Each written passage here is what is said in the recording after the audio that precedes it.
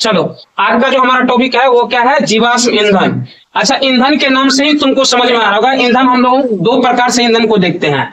एक तो वो जो प्रकृति में पहले से उपलब्ध है, और एक वो जो हमारे पास लिमिटेड मात्रा में है, एकदम लिमिटेड एडिशन जिसको तुम लोग कहते हो। जैसे मान लो कि अगर हम बात करें जीवाश्म ईंधन का, एक हम लोग घर के एग्जाम्पल समझते हैं। अगर घर में ढेर सारा चावल मौजूद रहता है, हम क्या कहते हैं कि इसको धीरे से खाओ, अचानक से खत्म हो सकता है। और एक वो चीज, जैसे हमारे वातावरण में वायु मौजूद है, तुम कितना भी सांस लो और छोड़ो, वो खत्म होने वाली नहीं है। तो उसी प्रकार से हम आज जीवाश्म ईंधन को समझेंगे। उसमें समझेंगे नवीकरणीय स्रोत क्या होता है और नवीकरणीय स्रोत क्या होता है, और उसके बाद हम लोग समझेंगे कि प्राकृतिक संसाधन होते क्या है ना। तो सबसे पहले समझ लेते हैं कि जीवाश्म ईंधन क्या होता है, या फिर जिसको हम लोग फॉसिल फ्यूल कहते हैं वो क्या होता है। तो चलो इसको समझते हैं। तुमको लिखा है कि कोयला, पेट्रोलियम और प्राकृतिक गैस सीएनजी जैसे जीवाश्म ईंधन कहलाते हैं। ये सब जितने भी है, कोयला हो गया, पेट्रोल हो गया, प्राकृतिक गैस हो गया जिसको हम लोग सीएनजी या सेंट्रीफ्यूगल नेचुरल गैस कहते हैं, ठीक है, इसको हम लोग क्या कहते हैं? जीवाश्म ईंधन कहते हैं। क्या कहेंगे इसको? समझ में आ रहा है कि नहीं आ रहा है? क्या कहेंगे इसको हम लोग? और ये पृथ्वी के भीतर लाखों वर्ष तक पौधों और जीवों के दबे रहने से बनते हैं। ये बनते किस प्रकार से हैं?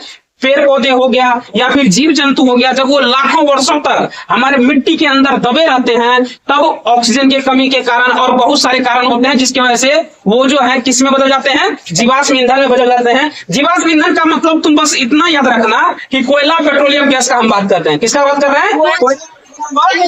गैस का बात कर रहे हैं। वो किससे मिलता है हम लोग को? लाखों वर्षों तक पौधे और जंतु के दबे रहने से हमको मिलता है। समझ में आ गया? कोई दिक्कत? अगला हमारा है सावधानी क्या है? तो ये सीमित मात्रा में है और इनके जलने से वायु प्रदूषण होता है। मतलब ये है कि ये सब चीजें जो है, किसकी बात कर रहे हैं हम? कोयला, पेट्रोल और प्राकृतिक गैस जो है, ये सब हमारे पास बिल्कुल लिमिटेड एडिशन में मौजूद है। मतलब बिल्कुल लिमिटेड है। ज्यादा खर्च करने से क्या हो सकता है? ये खत्म हो सकता है। ज्यादा अगर खर्च करते रहेंगे तो वो खत्म हो सकता है। तुमको एग्जाम्पल देते हैं ना घर के चावल का, कि अगर वो लिमिटेड एडिशन है, अगर एक बार तुमने खाना शुरू कर देता, वो कभी ना कभी तो खत्म हो जाएगा। इसलिए कहते हैं कि ये बहुत ही सीमित मात्रा में है, और ज्यादा इस्तेमाल करने से क्या हो सकता है? ये खत्म हो सकता है। और इससे क्या होता है? जलवायु प्रदूषण भी होता है।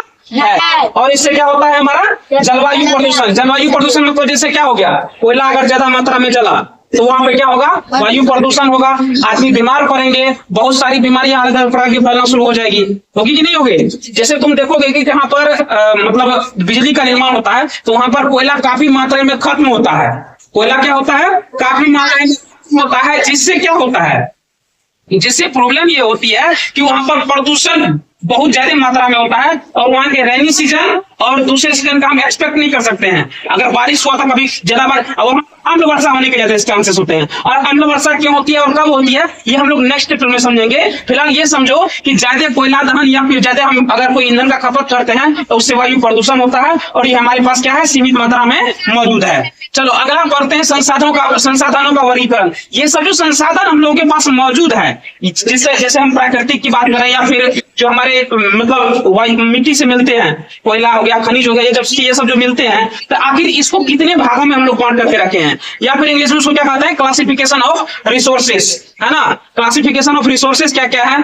तो प्रकृति से मिलने वाली जो प्रकृति से मिलने वाली जो प्राकृतिक चीजें हैं, उसको क्या कहेंगे हम लोग? उसको कहेंगे प्राकृतिक संसाधन।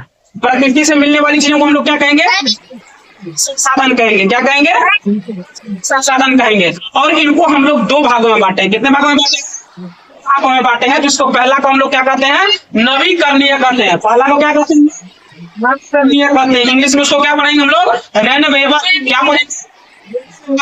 और दूसरा हम लोग नवीकरणीय पढ़ते हैं, जिसको इंग्लिश में क्या कहेंगे? है ना। पहला है नवीकरणीय और दूसरा क्या है? नवीकरणीय है। नवीकरणीय किसको कहेंगे हम लोग? तो जो प्राकृतिक रूप से दोबारा बन जाते हैं, जो प्राकृतिक रूप से दोबारा बन जाते हैं, उसको क्या कहेंगे हम लोग? नवीकरणीय कहेंगे। प्राकृतिक रूप से दोबारा क्या बन सकता है? वायु, सौर ऊर्जा से तुम बिजली बनाते हो, सौर ऊर्जा से दोबारा बना सकता है, बिजली बन सकता है, या फिर और क्या कर सकते हो? जल, है ना। ये सब क्या है? प्रकृति में दोबारा से बन सकते हैं, इसलिए इसको हम लोग क्या कहेंगे? रिन्यूएबल एनर्जी या फिर नवीकरणीय ऊर्जा स्रोत कहेंगे। ठीक है, कोई दिक्कत? दूसरा हमारा है अनवीकरणीय। मतलब इनका भंडार जो है वही सीमित मात्रा में है। ये जो हमारे पास मौजूद है अनवीकरणीय, जो यही हमारा क्या है, बिल्कुल सीमित मात्रा में है। और ये क्या होता है, एक बार जब खत्म हो गया तो दोबारा ये नहीं बन सकता है। अनवीकरणीय ऐसा हमारे पास ऊर्जा का स्रोत है जो एक बार अगर खत्म हो गया तो दोबारा हम लोगों को दोबारा नहीं बनेंगे, या बनेंगे भी तो बहुत समय लग जाएंगे। ठीक है, जैसे खनिज हो गया, कोयला हो गया और पेट्रोलियम हो गया। मतलब ये सारे चीज जो है, खनिज, कोयला और पेट्रोलियम, ये हमारे पास बिल्कुल ही सीमित मात्रा में है। क्या है, बिल्कुल ही सीमित मात्रा में है। और ये एक बार अगर खत्म हो गया तो दोबारा ये नहीं बनेंगे। बस ये समझ लो तुम लोग कि दोबारा ये नहीं बन सकते हैं। लेकिन अगर हम लोग इस पे डिपेंड रहने के बजाय और नवीकरणीय पे डिपेंड रहने के बजाय नवीकरणीय ऊर्जा स्रोत पे डिपेंड रहते हैं तो हमारे वायु का प्रदूषण खत्म हो सकता है ना। हमें अच्छी हवा मिल सकती है, हमारे स्वास्थ्य ठीक रह सकते हैं, है ना। अभी जो ज्यादातर देखोगे बाहर में हार्ट अटैक वाले जो पेशेंट आते हैं वो क्या होते हैं, उनकी हवा अच्छी नहीं है, उनकी हवा अच्छी नहीं है। या फिर ऐसे देखोगे कि दिल्ली में ज्यादा लोग जो अक्सर जो उनका एवरेज एज निकाला जाएगा तो मान लो कि 80 बरस आया, तो वहीं अगर बिहार में अगर इस जगह का एवरेज एज निकाला जाएगा तो वो हो सकता है 90 क्रॉस कर जाए। रीजन क्या है, सिर्फ वायु प्रदूषण। इसीलिए अगर इन सब चीजों को हम लोग सुरक्षित करेंगे और नवीकरणीय पे डिपेंड रहने के बजाय अगर हम लोग नवीकरणीय पर डिपेंड रहते हैं तो क्या हो सकता है, हमारी स्वास्थ्य भी ठीक रहेंगे, है ना।